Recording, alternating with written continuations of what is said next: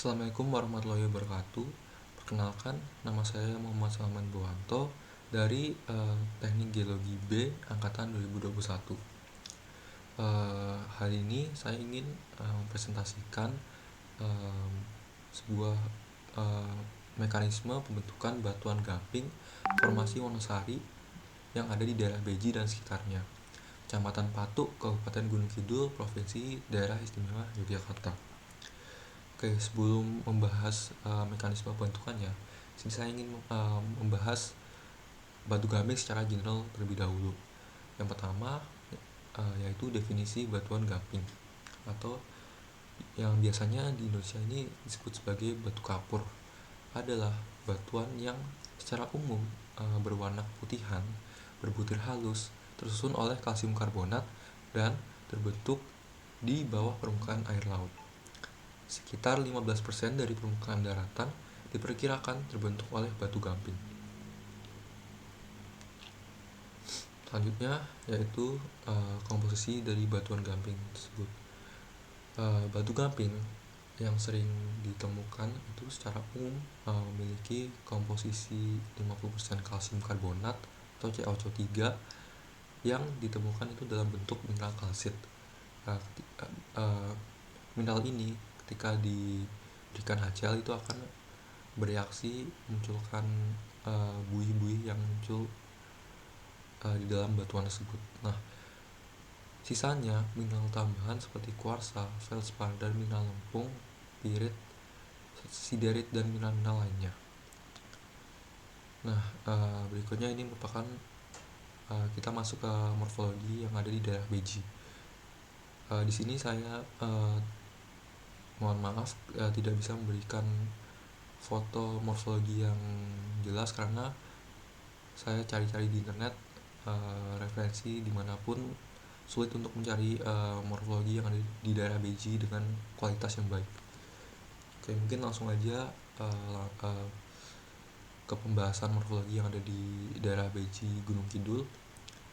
Berdasarkan ciri-ciri morfologinya, daerah Beji yang berupa perbukitan dengan garis subzona batu ragung serta dijumpainya morfologi karst. Maka menurut fisiografi Van Bemmelen 1949, daerah Beji masuk ke dalam zona pegunungan selatan. Pembagian satuan geomorfologi ini berdasarkan hasil pengamatan di lapangan yang mengacu pada konsep dasar dari Davis dalam bukunya yang bertajuk Principle of Geomorphology Thornbury 1969, yaitu konsepnya berupa struktur, proses, dan juga stadia. Berdasarkan klasifikasi yang 3 tadi, yaitu struktur, proses, dan stadia, maka daerah Beji dan sekitarnya ini berdasarkan morfologinya dikelompokkan menjadi 3 satuan, yaitu yang pertama satuan geomorfologi perbukitan patahan, yang kedua satuan geomorfologi perbukitan karst, dan yang terakhir satuan geomorfologi dataran aluvial. Oke, selanjutnya yaitu stratigrafi daerah Beji dan sekitarnya yang ada di Gunung Kidul. Nah, stratigrafi daerah Beji berdasarkan hasil pengamatan, pengukuran serta ciri-ciri litologi batuan yang tersingkap di lapangan, maka satuan batuan di daerah Beji diklasifikasikan menjadi 4 satuan batuan. Yang pertama, klasifikasi ini dimulai dari yang tua sampai yang ke muda. Oke, dimulai dari yang ketua dulu, yaitu satuan batuan bereaksi andesit. Satuan batuan ini merupakan satuan batuan yang terletak yang termasuk dalam formasi Ngelanggeran. Selanjutnya yang kedua itu satuan batuan batu pasir selang-seling batu lempung yang merupakan bagian dari formasi Sambitu.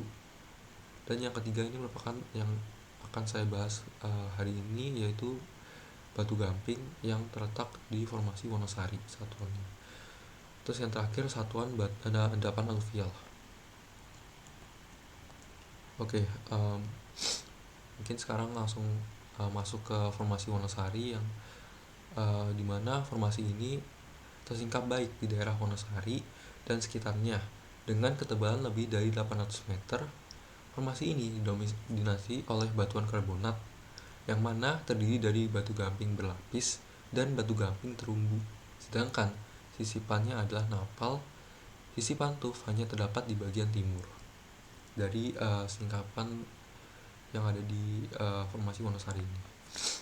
Oke, selanjutnya yaitu mekanisme pembentukan batu gamping secara umum. Secara umum, batu gamping sendiri terbentuk di lingkungan laut, di mana lingkungan laut tersebut merupakan laut yang dangkal, tenang, dan pada perairan yang hangat. Nah, lingkungan ini merupakan lingkungan yang ideal di mana organisme mampu membentuk cangkang kalsium karbonat dan skeleton sebagai sumber bahan pembentuk batu gamping. Ketika organisme tersebut mati, organisme tersebut itu akan yang mempunyai cangkang itu akan menumpuk membentuk sedimen yang selanjutnya akan terlidifikasi dan jadilah batu gamping. Nah, produk sisa organisme tersebut selain itu juga bisa berkontribusi untuk pembentukan sebuah massa sedimen.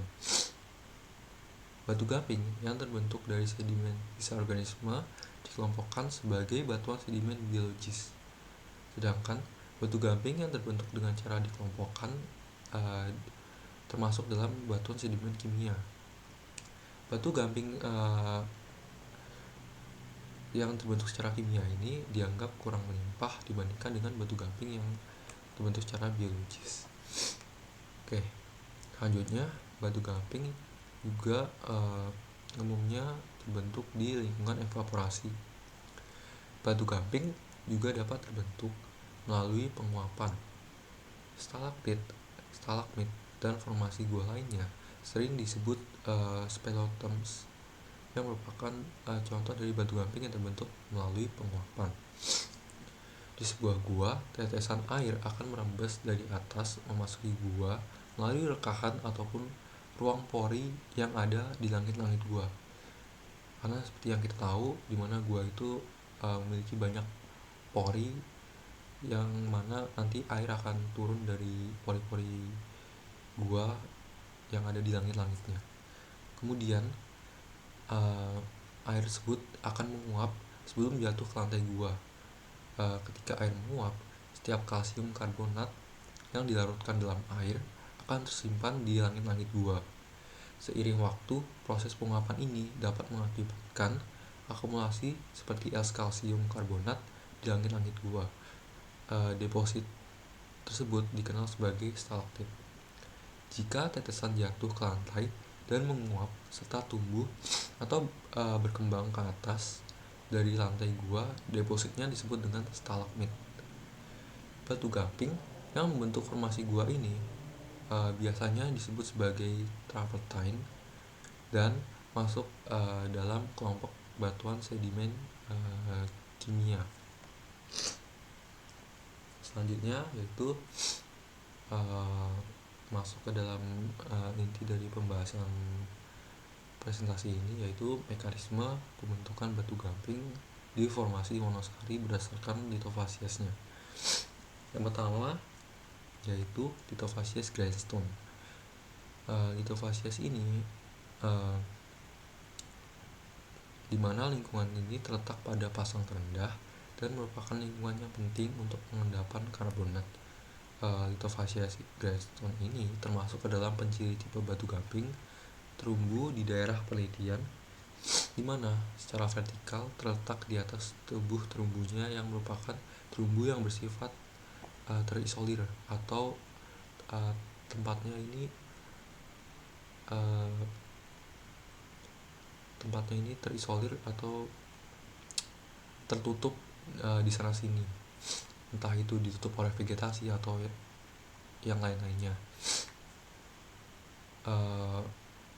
Hal tersebut sering disebut sebagai suatu pinnacle atau patch reef. Selanjutnya yang kedua yaitu litofasies flagstone. Litofasies ini dijumpai seringkali memiliki kesamaan sifat fisik, tekstur, maupun komposisi. Pemilahan antar butiran juga buruk, komposisi lumpurnya juga lebih dominan dan didukung butiran yang ada dalam litofasies ini lebih dari 10%. Berdasarkan ciri tersebut, maka diinterpretasikan bahwa litofasies ini tempatnya diendapkan pada lingkungan Black-Reef di bagian Lagoon berdasarkan klasifikasi Tucker dan Wright tahun 1990, di mana lingkungan ini terletak pada pasang terendah dan merupakan lingkungan yang penting untuk pengendapan karbonat. Tipe litofasies Blackstone ini termasuk ke dalam tipe batu gamping berlapis klastik di daerah penelitian, di mana secara vertikal terletak di bawah bentukan perlapisan batu gamping. Oke, lanjut ya yang ketiga, yaitu litofasies Blackstone. Pada umumnya litofasies ini memiliki kesamaan fisik, tekstur, maupun komposisi. Nah, pada umumnya pemilahan antar butiran juga buruk, komposisi lumpur dan butiran juga hampir sama, di mana keterdapatan lumpur bisa lebih dari 15%.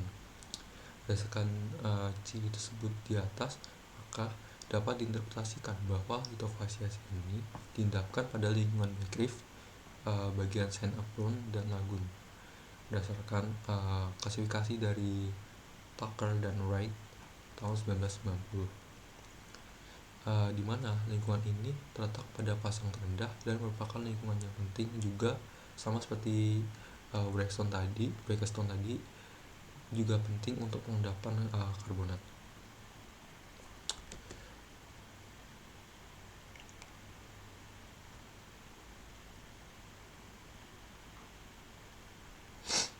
Oke, mungkin cukup dari saya presentasi yang sudah saya sampaikan mengenai mekanisme pembentukan batuan gamping yang ada di daerah Beji dan sekitarnya.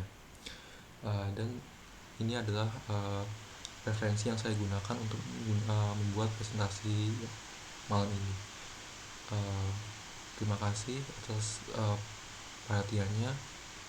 Wassalamualaikum warahmatullahi wabarakatuh.